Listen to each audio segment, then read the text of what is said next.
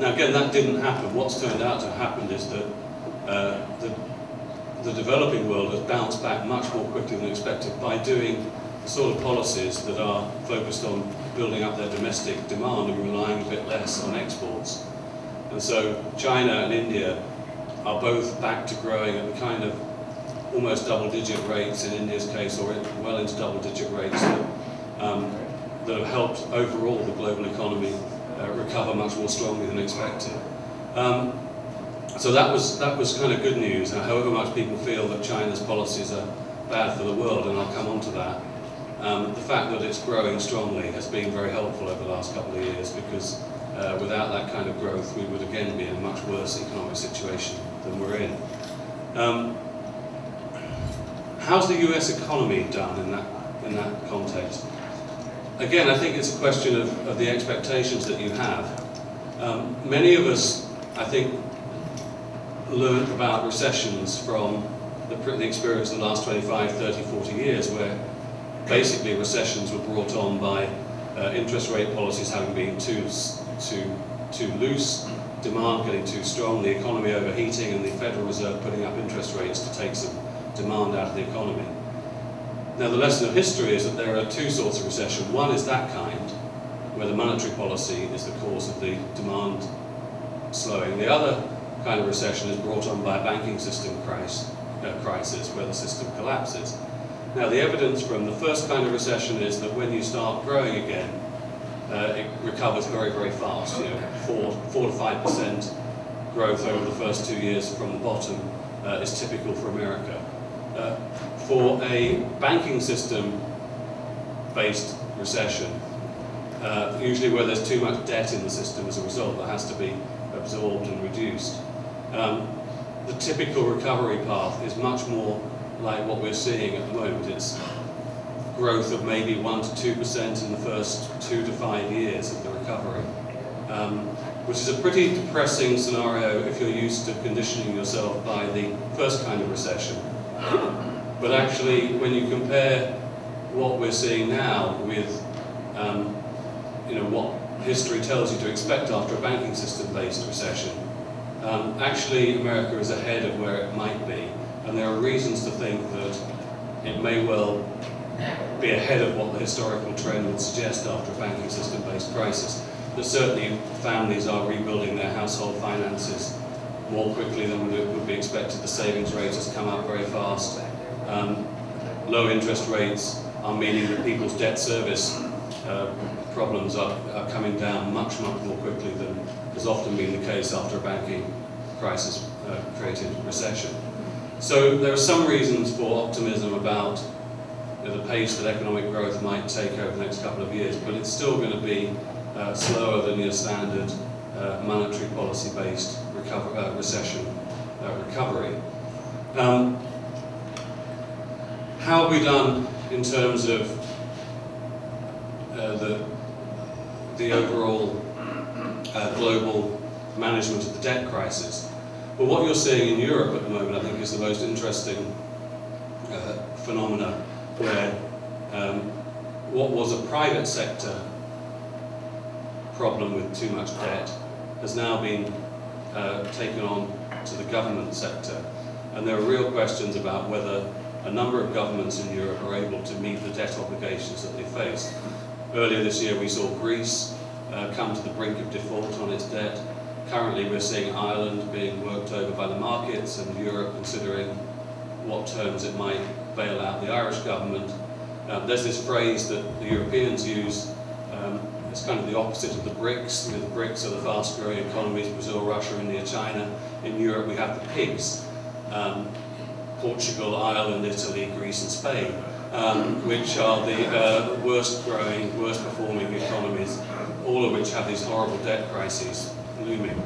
So Europe is going through a process of really quite fundamental shock, where it's trying to deal with unsustainable government deficits. And there's if you ask me to guess, I mean, there's a lot of talk about will the euro survive this whole crisis?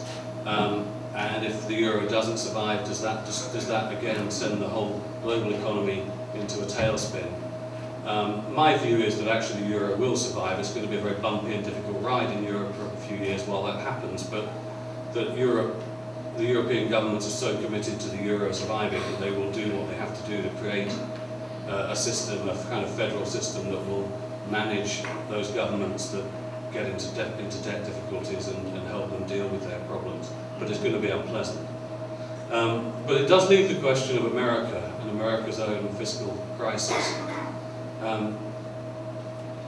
We've already seen the Deficit Commission report since the midterm elections with a whole series of proposals for dealing with America's deficit. And it's already pretty clear that that report is going to be watered down before the final version is adopted by Congress, if it ever gets adopted by Congress. And that's just the report. Actually doing anything about it is a whole extra set of issues. And it's clear that although America has the advantage of being able to print as much money as it likes, which is the understandable way of describing quantitative easing, America can print money, but there will come a point where the international community says, okay, this is enough. America, the dollar is already weakening too much as a result of these policies. We're going to stop buying American paper. And at that point, the recovery that we're seeing in America could be jeopardized again. And so the question is, will America have the capacity to reform itself, to get its spending under control? Now this is a very, very difficult issue. I mean, it's clear that what you're seeing in countries like my own, Britain, where a new government has come in and decided to cut the size of the state spending from about 50% of GDP to 40% of GDP over the next 5 years, that is both an act of extraordinary political courage, but also a very, very high-risk policy that could tip an economic recovery back into a recession or worse again, if that isn't judged very, very well. So there is a moment where policymakers have to go from what is an emergency policy of stimulating the economy to a rehab policy of helping the economy stand on its own feet again by withdrawing government stimulus. That is a really hard juggling act for politicians to actually carry out. But they have to carry it out, and they have to figure out a way to do it. And my concern, particularly in America at the moment, is that whereas Britain lucked out in its general election earlier this year and ended up with a coalition government that managed to bring together two parties that had been out of office for a long time, that recognised that essentially they would either commit to doing the really tough stuff or be out of office very quickly. That they committed to doing the tough stuff and knew they had 5 years before the next election, and that therefore the quicker they did it, the better the chance that they would be popular again by the time the next election came around. Over here, you've now got a situation, I think, where politically, we're certainly facing gridlock, I think, in Congress over the next couple of years, and probably a more and more confrontational, rhetorical battle that leaves most of the real problems that America needs to address unfixed and unaddressed. And you could even get an election campaign based around competing sets of bad policies rather than the kind of leadership that is needed to address these really tough issues that the country faces in terms of reforming itself. So I'm worried about America in that sense, that there is a real crisis of leadership in the country, particularly in its political processes. I think this was evident very much in the financial reform package that was pushed through, the Dodd-Frank bill, which is over 2,000 pages of sort of more or less unreadable legislation, which I'm sure anyone that's read one of these congressional bills, you know how many other laws it's constantly referring to in subclause X, Y, Z, and so it's almost impossible to read. And the reforms that have been put in place are, I think, for the most part, either going to be they don't address the problems that got us into the crisis in the first place, and they basically take a punt on all the hard decisions which they kind of push off to regulators or to committees to examine over the next year or two. So classically, politicians have claimed a great triumph, whilst I think not in fact addressing what needed to be addressed. And so there is also a worry that that kind of behaviour will actually be worse in the next Congress rather than better. And so we've got a real crisis of leadership there. And I really want to finish on that note. I mean, it seemed to me that as I've reported on the last couple of years and how America and the world has responded, but how particularly America has responded to the challenges posed by this crisis, the leadership has been very, very weak. That's both the leadership from the politicians, but also the leadership from the business community, particularly on Wall Street, where there's been a tendency just to complain in private, but not actually to address what went wrong. So I mean, Goldman Sachs is a great company, no doubt, but their leadership in refusing to acknowledge that it had been rescued by the government and would have been out of business, I think helped lead a culture of denial on Wall Street about how it had let the public down and therefore how it had to change. But I think it's made it very hard to have a serious debate about how do you fix finance, and forced us into this kind of symbolic banker bashing, big legislation but no real teeth to it, no real sense of design or purpose or logic to it.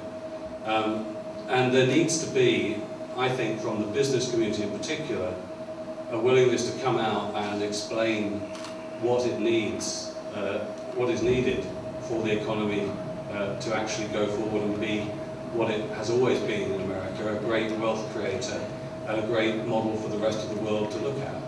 I mean, it sickens me, for example, that authoritarian states like China now point to America and say, well, their economic model doesn't work, and our system, based on authoritarian rule rather than democracy, is arguably better equipped to deal with the problems that the global economy presents than America. As a Brit who's always looked to America as the city on the hill, as the place that offers leadership to the world, America really needs to be able to find a way to solve these problems and to upgrade its economic model for the 21st century. Because the rest of the world, those of us that love freedom, really look to America for the leadership and for inspiration.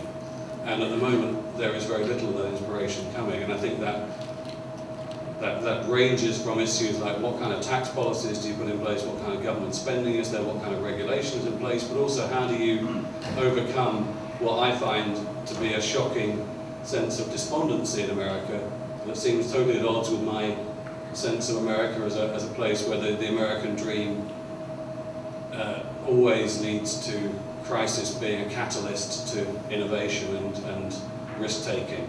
And that's what made America great. So I think this is a real moment of challenge for America, to rediscover its roots and for its leaders to actually say we're going to have enough of this crazy bickering that we see on Fox News and MSNBC, and we're actually going to, the silent majority that understands what America's all about will actually get up and start demanding sensible policies that don't have these caricatures of government being all bad, markets being all good, but actually try and figure out how you get the damn thing to work. But that's the leadership challenge, and it's a challenge I throw out to all of you as business leaders. And I hope you'll find the book of some use in thinking through what I think are extremely complicated issues, but issues that we have to use our brains and our leadership courage to grapple with and to find answers to.